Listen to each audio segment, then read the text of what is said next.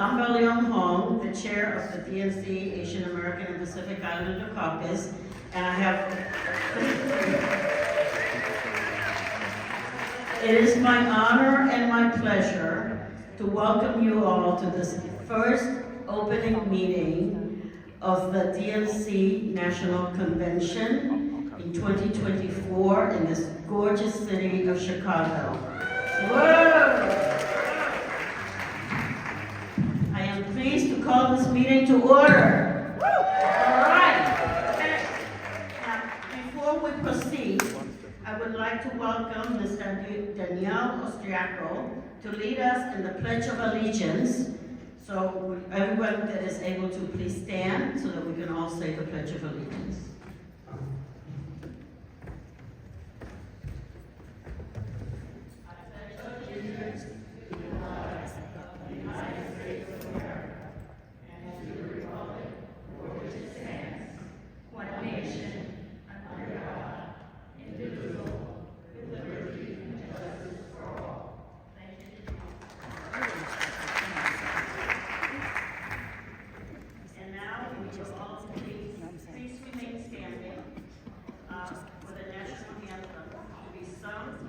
By Denisa Jadal.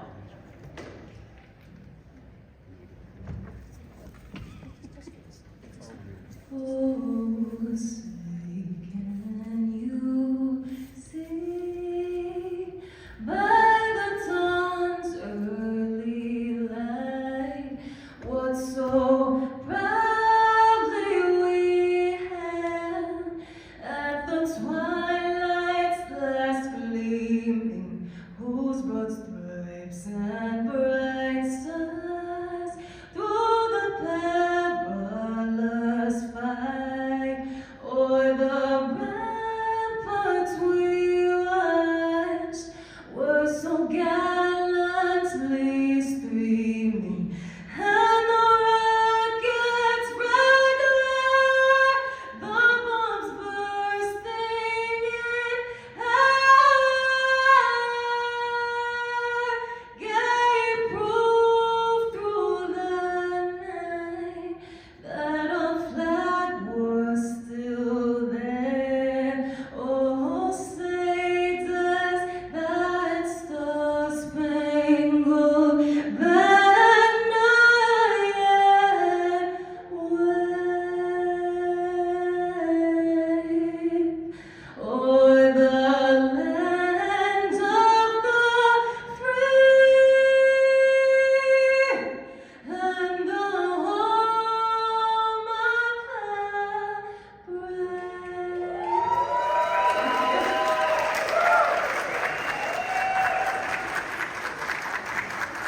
That is so beautiful. Thank you, thank you, thank you, thank you. So I appreciate you all very much for coming in at such an early hour.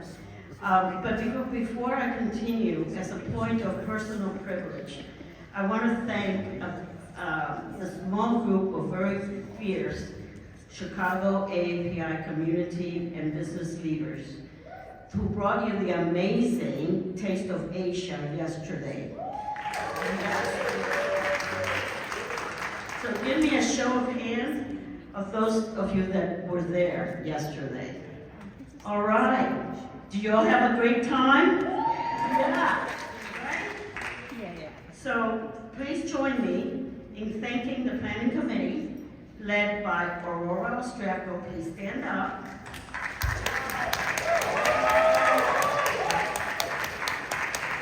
Whose daughter Danielle just gave the Pledge of Allegiance. Susan Patel, I don't know whether she was able to make it this morning or not, but she was, is she there? Susan? Yes, okay. Susan is the one that managed the whole thing, the whole process. George Mui, who pulled all of us together to make this happen. Kelly Kim, stand up, Kelly. Who kept everyone on task. And most especially, I want to thank all the Chicago AAPI Chambers of Commerce and AAPI community organizations that came together in a space of 3 months. I'm telling you, this is a humongous task. They did it in 3 months. So this is fantastic. So huge kudos. And so will all of you that were part of that event yesterday, please stand up so that we can all recognize you.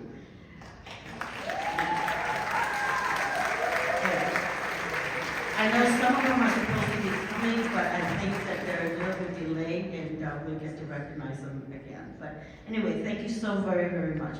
But what is even more amazing is that many of these chambers came together just in June. They didn't know each other before. And what is even greater is that because they came together for this event, they're going to be doing it in the future. And they're going to be getting together. This will be really good. So thank you very much, Aurora, and the leadership team that put this together. Again, thank you.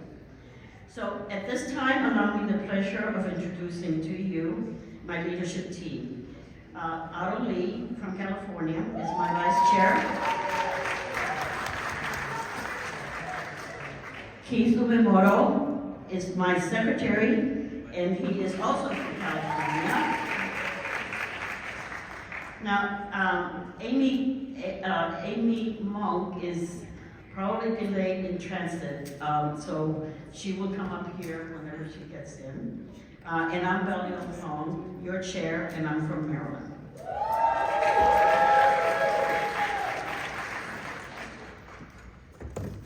As I look across this room, I feel such joy in seeing all of you, all your beautiful faces here, and this one of the most significant and historic political events in the presidential cycle.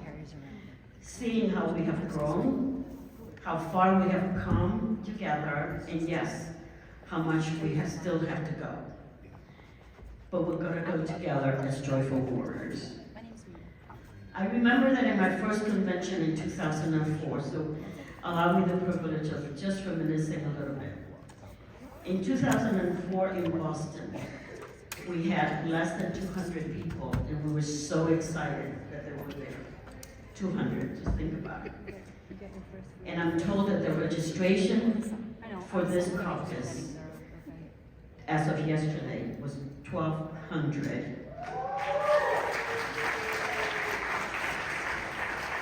But that's not including all the delegates. So if you add the delegates, that's 1,600. So give for yourselves a round of applause. We have grown.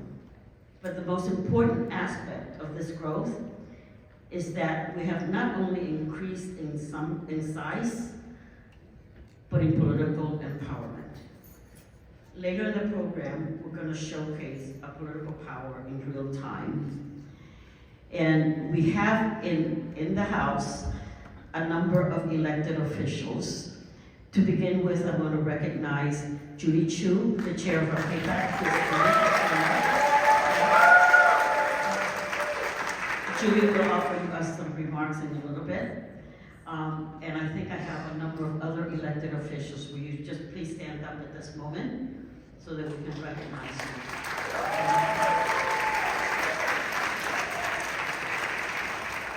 And now realize that these are not all of them at this point because many of them are still out in the lines.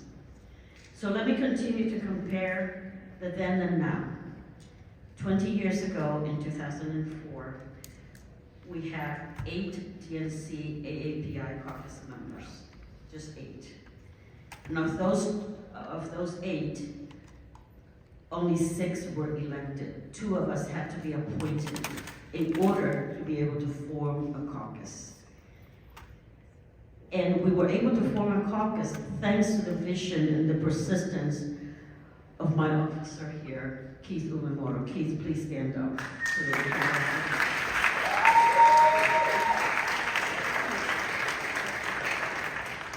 It is his vision and it is his persistence that made sure that DNC recognized that we AAPIs had a voice, that we needed to be heard. but it wasn't easy, and I remember that fight. So thank you, Keith. Fast forward, 20 years later, we have 32 members, of whom 29 are elected DNC members or their state party chairs or vice chairs. Just think about that. And that in itself is worth celebrating. Will the AAPI party chairs and vice chairs that are here please stand? I don't know.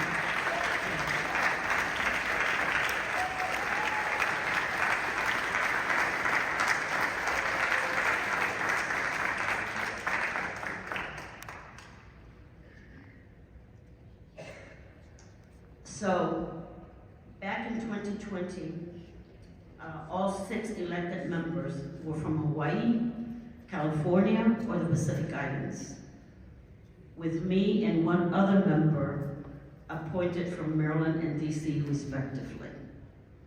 Today, our elected members come from 19 states and territories, including them abroad. Representation truly matters, and I want to thank you for stepping forward to run for the DNC and represent your state. Will all of our delegates that are here please stand?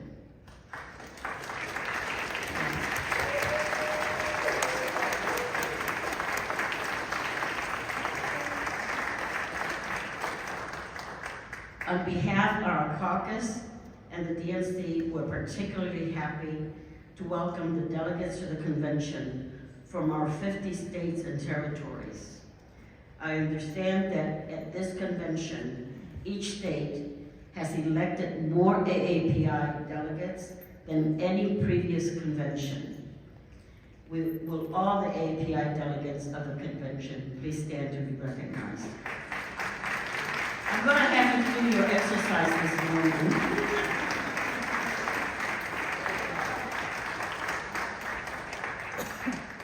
And of great interest and welcome recognition, we have AAPI members in each of the convention's standing committees, the Platform Committee, the Credential Committee, and the Rules and Bylaws Committee.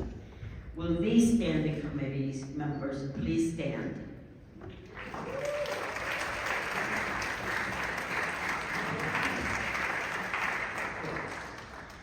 So all of you respected community leaders who are joining us for the first time in person, in an in-person convention since 2016 in Philadelphia. Let's give this amazing audience a welcome round of applause. You are the future of our party.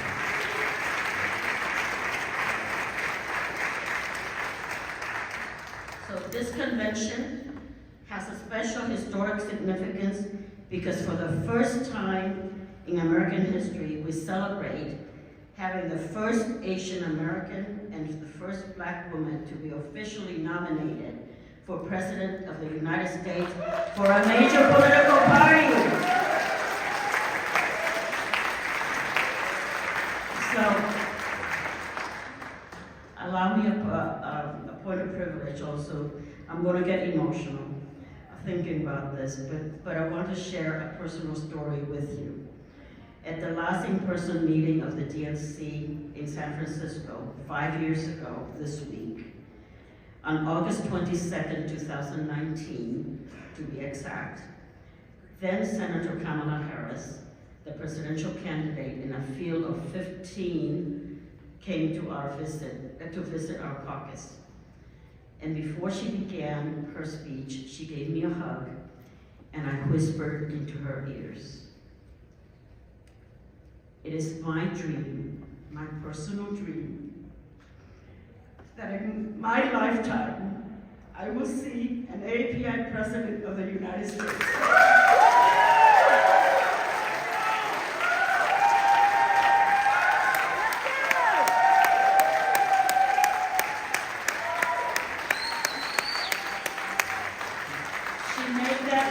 She made that come true partially and became the Vice President of the partially. I said, one more step, one more step. And how wonderful the Biden-Harris administration has been. History will remember this administration as being one of the most consequential in recent times. We could rightfully spend hours talking about all the accomplishments in the past 4 years, from roads and bridges to bringing manufacturing and jobs, lots of jobs, back to this country, to investing in climate and the environment, to protecting our most vulnerable, to lowering costs of prescription drugs, to doing away with hidden junk fees, to, and I could go on and on and on, but I think I would take the rest of the day to do that. So we're not going to do that. But we're still not going to be able to enumerate everything that has been accomplished and all the good things they have done for our country. What is unique about our president and our vice president is that they care about us. They protect all of us and made us more visible than ever. Not just the rich and the mighty, but each and every one of us. Unlike the challenger, who only cares about himself and promised his billionaire friends that he would give them tax cuts, and who despise people like us, like you and me, people of color, immigrants.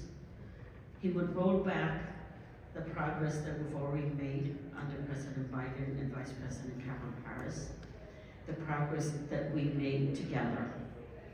So yes, this is why we must fight, and coming out of this convention, we must fight to win.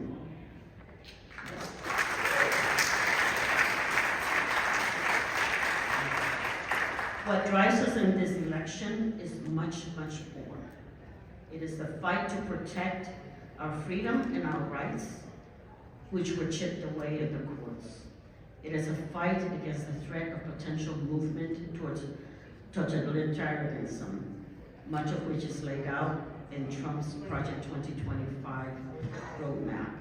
If you read this Project 2025, you will agree with me that this is an existential fight against what the other side wants to do. It is a fight against the living conditions and the terrors that many of us immigrants fled from our birth country, myself included. Indeed, this is an existential fight for our American way of life. Congressman Ted Lieu is going to talk about the Project 2025 task force that he's leading in Congress a little bit later. But this is a fight we must win. We have to win. So we must fight to win. This election deserves no less. In a fight to win any election, there's a three-legged stool, and each of the legs is equally important in order for the candidate or the ticket to win. With the candidate at the center of that stool, the three legs we must have in equal measure is money, votes, and communication or messaging. Clearly, we have to start with a strong candidate, and we have that, don't we? We have the Harris-Walz ticket, which is by every measure as strong a presidential candidate, a presidential ticket as I have seen in my lifetime. And no, I'm not biased at all. In less than 4 weeks, the Harris-Walz ticket has consolidated coalitions not previously seen. The enthusiasm meter is off the chart. We're not only getting our traditional base of Democrats enthusiasm, it is accelerating to watch the one-upsmanship of every group that can be formed in trying to outdo each other. And this friendly competition is highly contagious. We have groups supporting Kamala that are not only non-traditional, but actually lots of fun. Just think about it, including Cat's Lady for Kamala. And most important, our youth. Our youth is once again re-engaged, in large part because of the genuine authenticity of both the Vice President Vice President Kamala Harris and Governor Tim Walz. So excited that joy has re-entered our political discourse. And while we uplift our political candidate, we also uplift each other. And we volunteer, and we donate, and we shout it out from the roof, at the top of our lungs from the rooftops.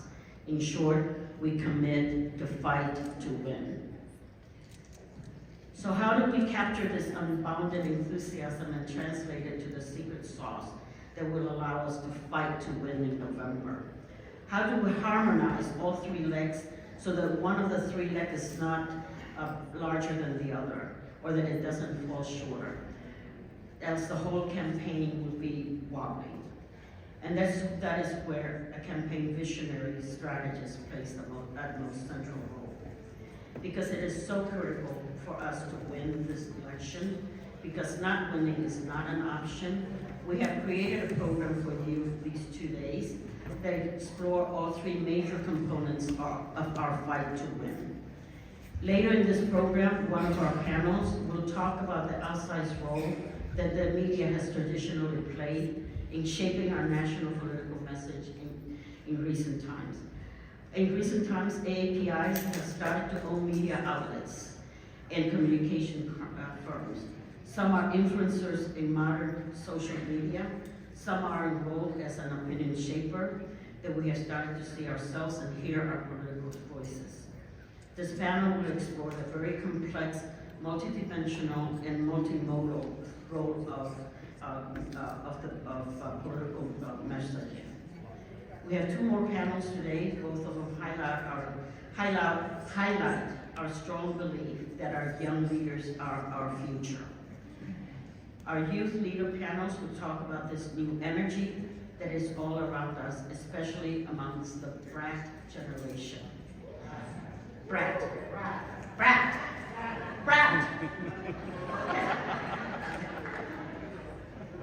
This panel will define what it means to fight, their strategies, their energy, their focusing in a campaign to fight to win. Our third panel of the day brings together a group of amazing young elected leaders in battleground states. And on each of the 2 days, I'm going to end the day with a roll call of all the AAPI elected officials at all levels. This roll call will show the depth and the strength of our pipeline. So I hope you're getting excited to learn how we're going to build all this together. This week is going to be very joyful.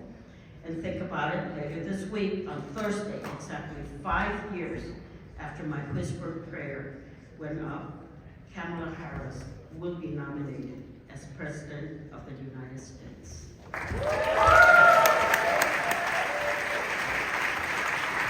And when Kamala Harris and Tim Walz win in November, not only will my personal dream come true, but our collective dream, hope and desire for a better future for our country and community and families will come true.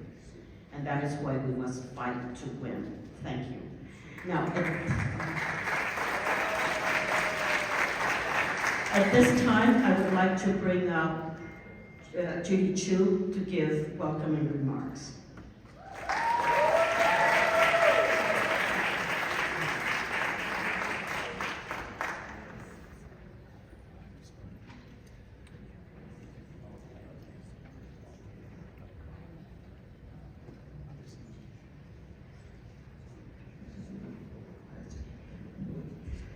Hello, AAPI Democrats.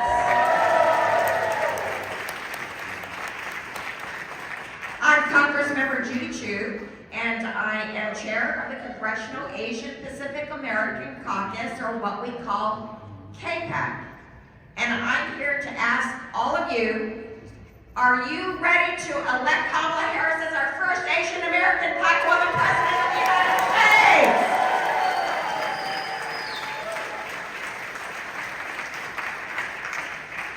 Well, I am so thrilled to welcome each and every one of you to our AANHPI caucus meetings as we kick off the 2024 DNC convention.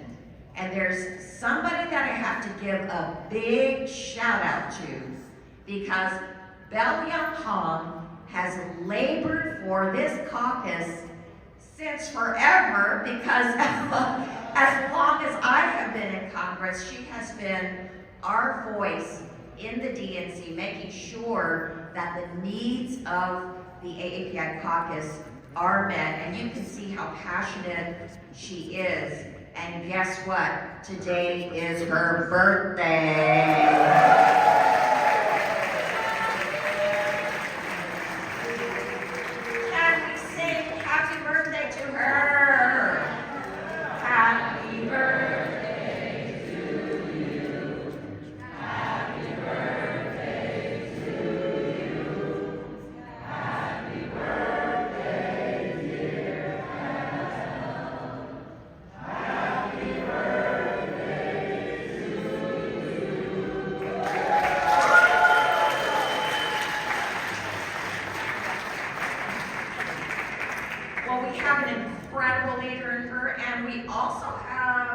Our DNC Vice Chair, Senator Tammy Duckworth.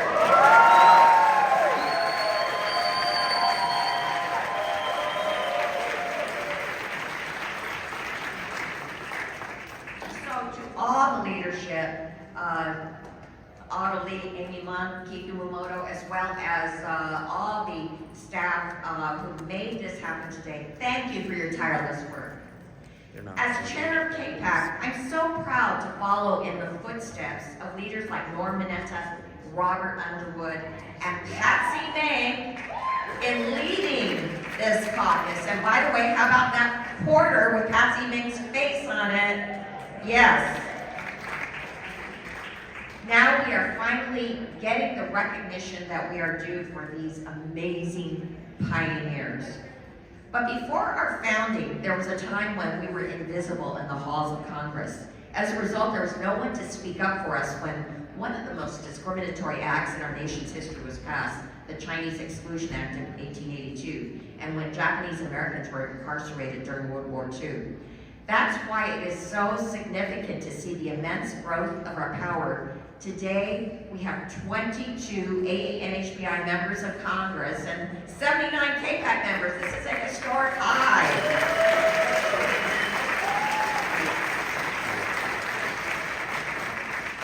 I want to recognize our incredible KPAC members that are here, our members of Congress, Jill Takuda from Hawaii,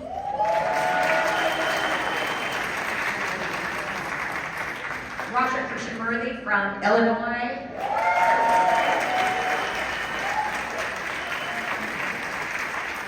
Mark Takano from California,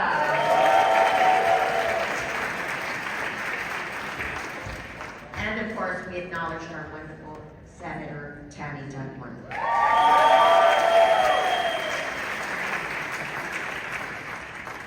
Because we have a seat at the table, we push for the rights and needs of our communities. When COVID-19 resulted in 11,500 anti-Asian hate crimes and incidents, we got the COVID-19 Hate Crimes Act passed. When it was evident that so much of the American public did not know about the contributions of AA and HBIs, we got the AA and HBI Museum Study Bill passed to make sure that people knew that Asian American history is American history.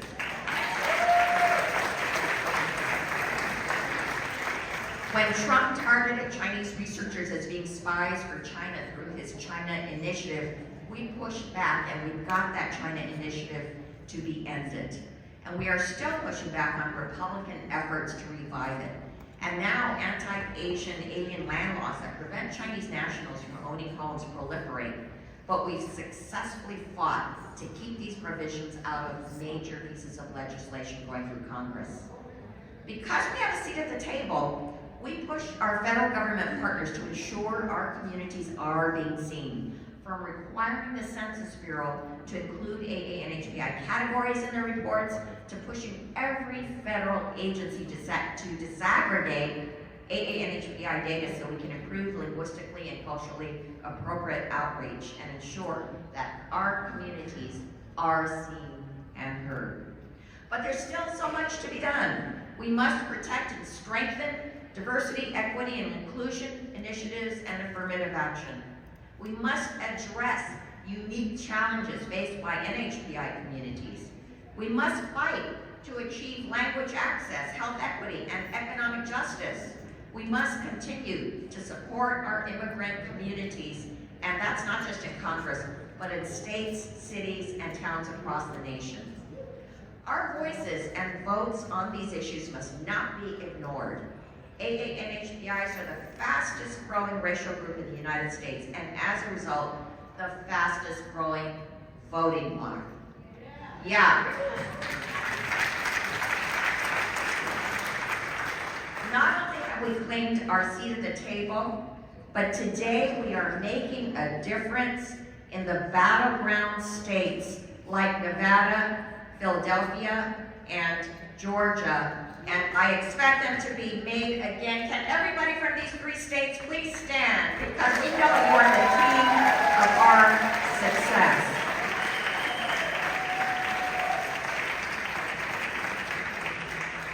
Thank you. Because of you, AANHPIs have truly gone from being marginalized to being the margin of victory.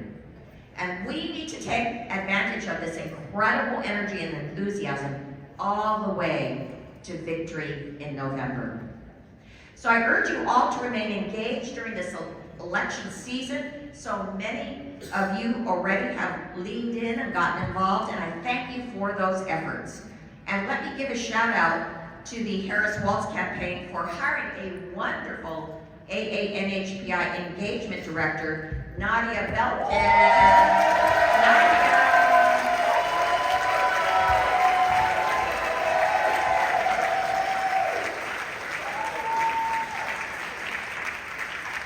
I tell you, she has already made a huge difference being right there on the ground to make sure that our needs and our voices are being heard. So for those of you who haven't gotten engaged yet, I encourage you to connect with Nadia and to do everything you can to organize test banks, phone banks, knocking on doors, postcards, fundraisers, and anything else you can think of to get out the vote and ensure we are once again the margin of victory in 2024.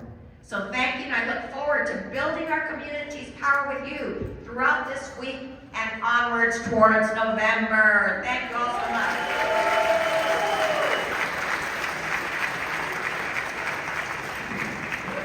Thank you all very, very much. Several members of Congress have stopped in, and we had them scheduled at a little bit different times, but because of the delay in starting, I'm going to ask Congressman Raja to come up, please. We do have panels for you, but there's going to be a little bit delayed because we have a very, very important visitor that's coming, and as soon as that person comes in, we're going to have to stop proceedings, okay?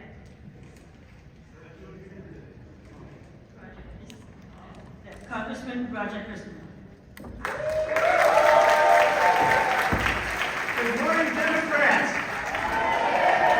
Welcome to Chicago. Welcome to Illinois. The weather is like this all year round. Well, look, I want to observe those 3 rules of public speaking. Be short, be sweet, and be gone. So 3 points. First of all, can you give a big round of applause again to Belle, the leadership? I can't hear you, my colleagues, and our home state senator, Tammy Duckworth. That is a crowd-pleasing line in this room. Second point, I want to say a big thank you to all of you for taking time out of your busy schedules to be here. Because why? We need to win this election and elect our first AANHPI President of the United States of America, Kamala Harris.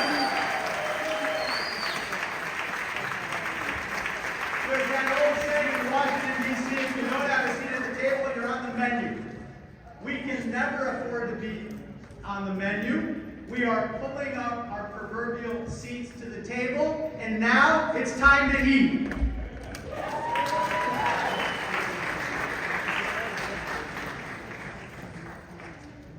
It is extremely important that we vote in this election our numbers in this country. We are the fastest growing part of the electorate.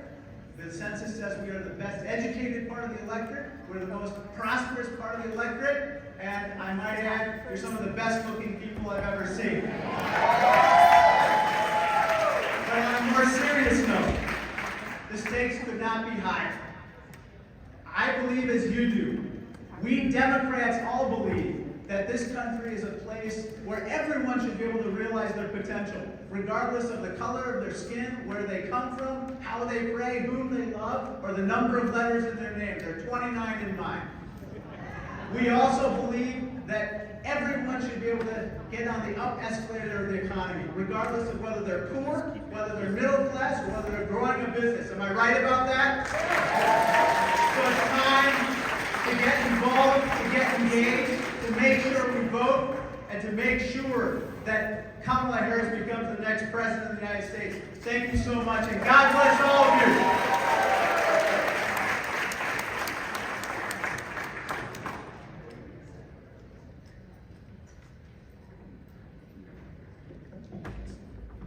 In case you wonder where Bell is, we are getting ready for the special guest coming up as we speak right now. I just want everybody to stay put where you are, because it's really exciting.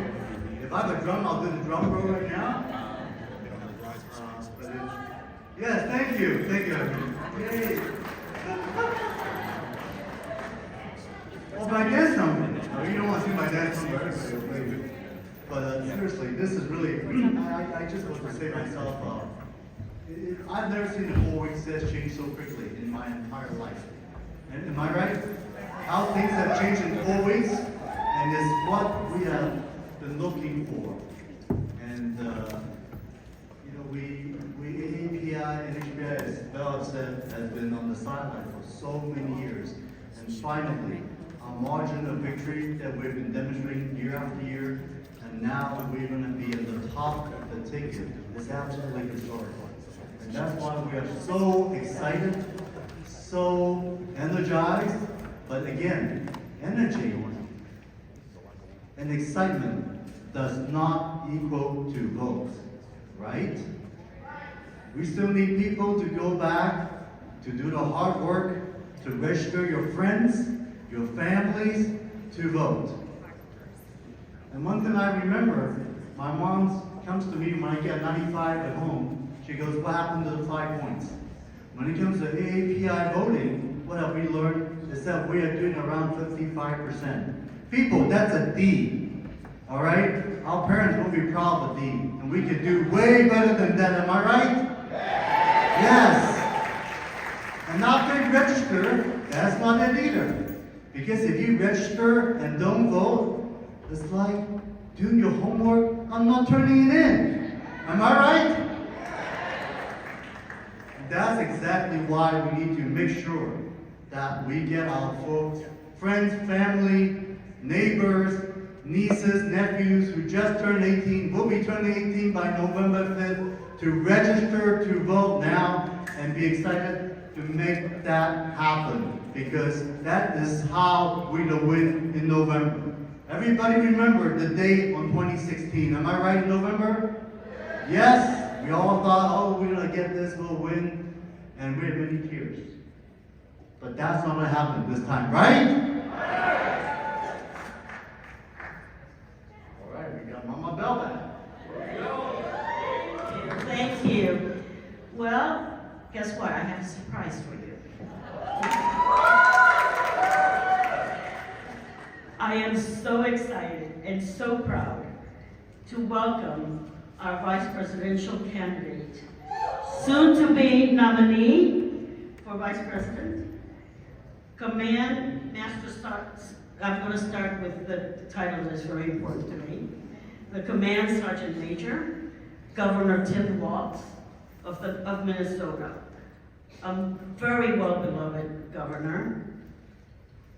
And he's also the state champion. State champion football coach. And now our joyful warrior. Please welcome Governor Tim Walz of Minnesota. Thank you.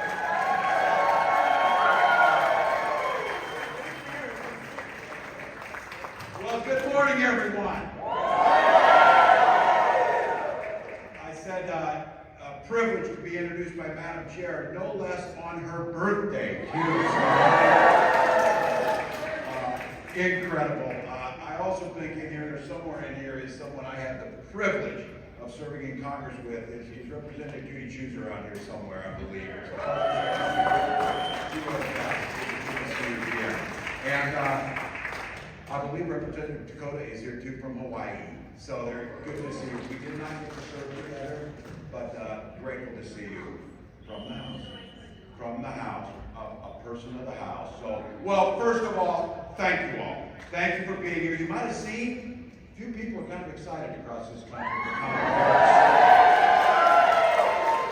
What they've seen is what you've known in Kamala Harris, a deeply kind, visionary, effective leader. She's taken that message. We were in a bus traveling around Western Pennsylvania yesterday, and folks are showing up in huge numbers, whether it's at baseball fields or in the Sheets Quick Trip, wherever it was.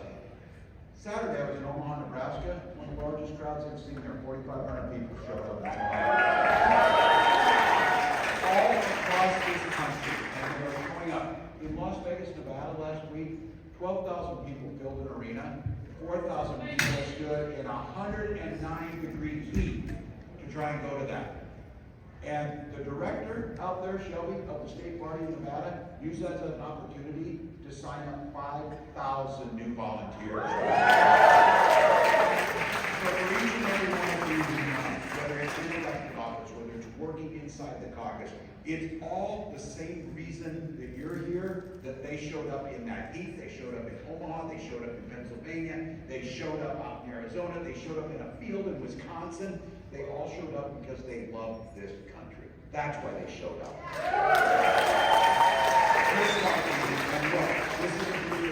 This is a journey. This is the great American journey towards a more perfect union.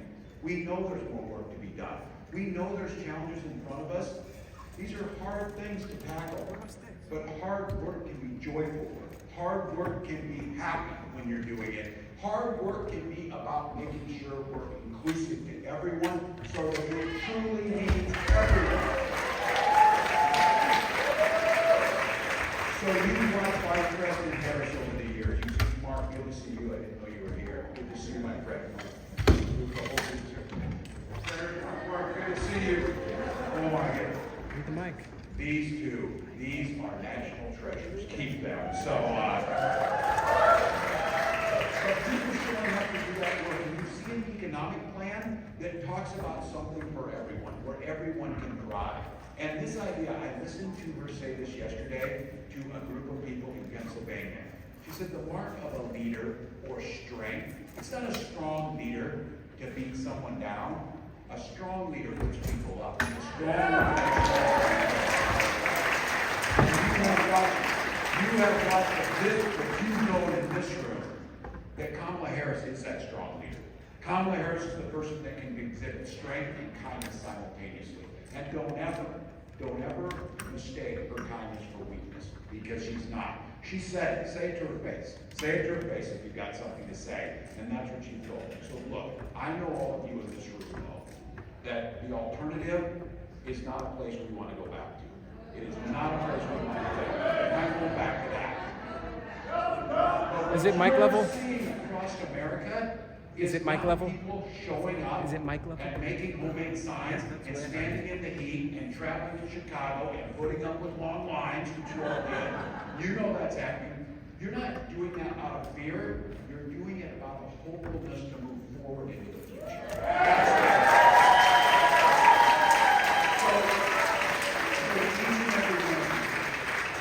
We have the opportunity, we'll see it. We'll have our official nominee. We will see the next president of the United States take the stage on Thursday night. And I say, 78 days. 78 days of hard work. And I think this is a group of folks that across this city today, we know something about hard work. Hard work's good work. Hard work's joyous work. And I keep saying this, 78 days is nothing. We'll sleep when we're dead.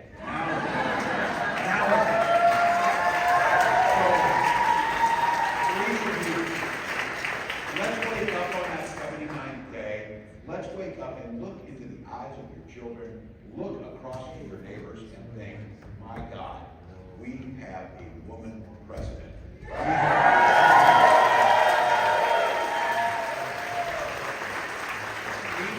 a president that looks like America, represents America, and does what we all want.